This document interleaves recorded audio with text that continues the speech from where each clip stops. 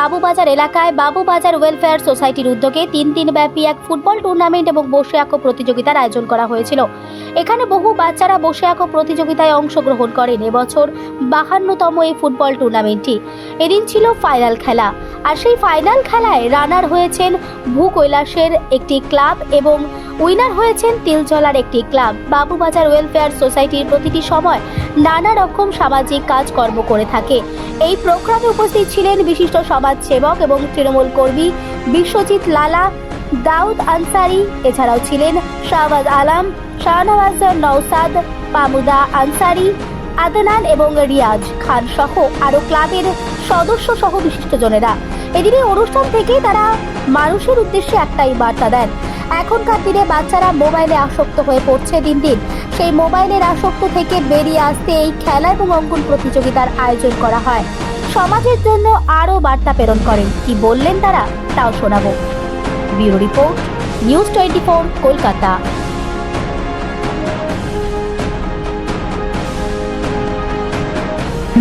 একমাত্র বলবো, সুনীল তাকে ভালোবাসে, আজকে এই খেলে নিয়ে এসছে। তব্বু সুনীল দু ভাই হেমচন্দ্রকে ভালোবাসে, সঙ্গে আরেক ভাই সন্দীপ আছে। এই অঞ্চলে বাবু আছে।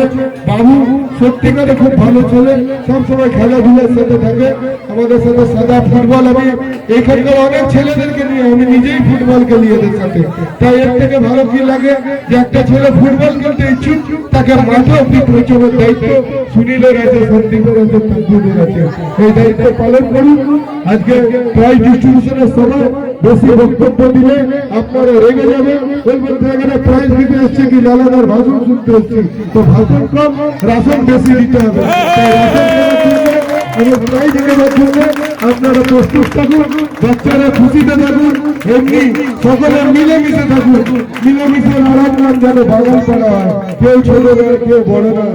আমরা মনুষ্যত্বের ধর্মের ভেদাভেদ ভুলে শুধু একটাই যে মানুষের সেবা, মানুষের পাশে, মানুষের কাছে থাকা অঙ্গীকার। মাননীয় মাননীয় আমাদের মুখ্যমন্ত্রী মমতা ব্যানার্জি বলেছে যে মানুষের সাথে, মানুষের পাশে, মানুষের কাছে দাঁড়ায়। পার্টি যে কেউ করতে পারে, কেউ হয়তো সিপিএম করে, কেউ কংগ্রেস করে, কেউ বিজেপি করে। আগে